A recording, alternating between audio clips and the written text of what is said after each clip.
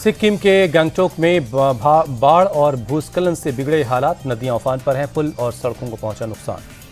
कई जगहों पर लैंडस्लाइड से सड़कें टूट गई हैं, संपर्क टूट गए हैं, लोगों के मकान ढह गए हैं।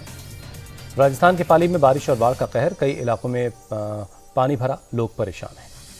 बिपरजॉय को लेकर मौसम विभाग ने दी जानकारी। अभी दक्षिण राजस्थान के मध्य में है चक्रवात तूफान।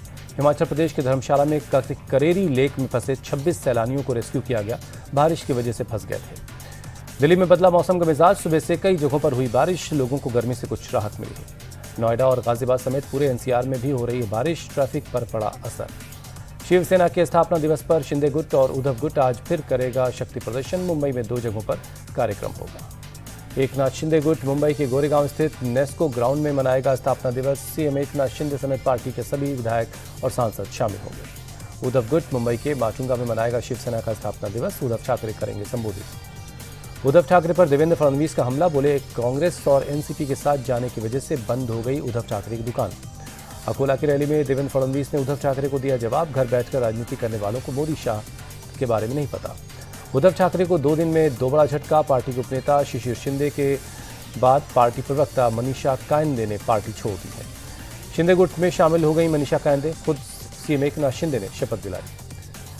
देवेंद्र फडणवीस की आज शिवसेना के गढ़ में रैली है। भिवंडी में शाम 6 बजे सभा को संबोधित करेंगे। मोदी सरकार के 9 साल की उपलब्धियों की गिनवाएंगे।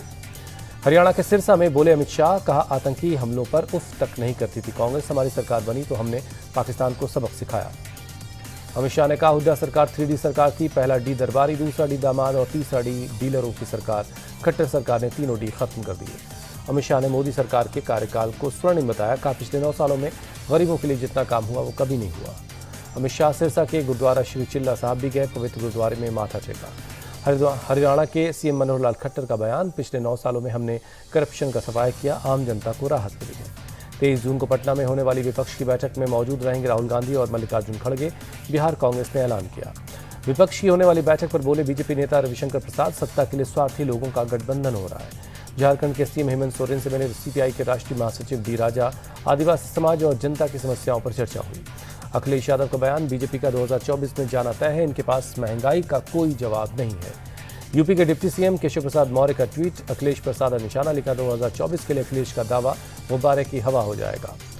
राजस्थान में केजरीवाल के काफिले को कांग्रेस कार्यकर्ताओं ने दिखाए काले झंडे, पुलिस ने काफिले के पास जाने से रोका। राजस्थान के जम्वा रामगढ़ पहुंचे केंद्रीय मंत्री पीयूष गोयल, प्रधानमंत्री आवास योजना के लाभार्थियों से बातचीत की। पंजाब विधानसभा का विशेष सत्र आज से शुरू हो रहा है, केंद्र के खिलाफ प्रस्ताव हो सकता है पास। दिल्ली के सीएम केजरीवाल भी पहुंचेंगे चंडीगढ़। पश्चिम बंगाल हिंसा पर दिलीप घोष का बयान, हिंसा रोकने के लिए कोई प्रयास नहीं हो रहा क्योंकि सत्ता पर काबिज पार्टी ही हिंसा में शामिल है। दिलीप घोष का टीएमसी पर बड़ा आरोप, बोले ममता सरकार राज्य में फ्री एंड फेयर इलेक्शन करवाना नहीं चाहती है। पश्चिम बंगाल हिंसा पर बोले छत्तीसगढ़ के सीएम भूपेश बघेल, लोकतंत्र में हिंसा की कोई जगह नहीं, चाहे कोई भी करवा रहा हो उचित नहीं है। इम्फाल में हिंसा के बाद एक्शन में इंडियन आर्मी, हिंसा प्रभावित इलाकों में फ्लैग मार्च किया गया। राजस्थान के अजमेर में मूसलाधार बारिश का कहर, जवाहरलाल नेहरू अस्पताल में भरा पानी, चिकित्सा व्यवस्था प्रभावित हुई। दिल्ली में 24 घंटे के अंदर 2 हत्याकांड, दिल्ली यूनिवर्सिटी के एक छात्र पर साउथ कैंपस में चाकू से हमला किया गया, छात्र की हुई मौत। पुलिस के मुताबिक मृतक छात्र पत्राचार से ग्रेजुएशन कर रहा था, संडे को क्लास के लिए आर्यभट्ट कॉलेज आया था। मुजफ्फरनगर में वंदे भारत एक्सप्रेस ट्रेन पर पत्थरबाजी हुई, दिल्ली से देहरादून जाते वक्त E1 कोच पर पत्थर लगे हैं। वंदे भारत एक्सप्रेस ट्रेन पर हुई पत्थरबाजी में सभी यात्री सुरक्षित हैं। गिरफ्तारी के लिए दिल्ली डिवीजन से आरपीएफ की टीम मुजफ्फरनगर पहुंची। गाजियाबाद में दिल्ली मेरठ एक्सप्रेसवे पर दर्दनाक हादसा, एक तेज रफ्तार कार अपने आगे चल रहे एक ट्रक में जा घुसा। हादसे में एक शख्स और 2 महिलाओं की जान गई है। पुलिस के मुताबिक कार सवार नशे में था, जांच में हुई पुष्टि। हादसे में एक और शख्स जख्मी है जिसका इलाज चल रहा है। नोएडा के सेक्टर 80 में एक कंपनी के दफ्तर में लगी आग, दमकल की गाड़ियों ने कड़ी मशक्कत के बाद आग पर काबू पाया।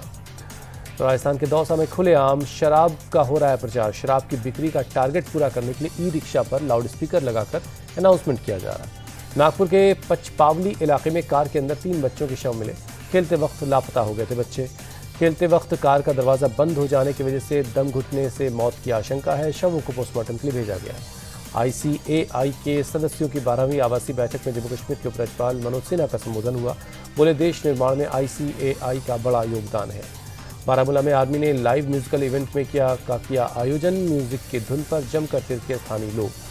सीएम अशोक गहलोत ने पूरी की कैंसर पीड़ित बच्चों की ख्वाहिश। जेके लोन अस्पताल में 6 साल के मासूम से मिलकर उसका हाल चाल लिया। ओडिशा में रथ यात्रा के मौके पर 4 दिनों की राष्ट्रीय चित्रकला का आयोजन हुआ।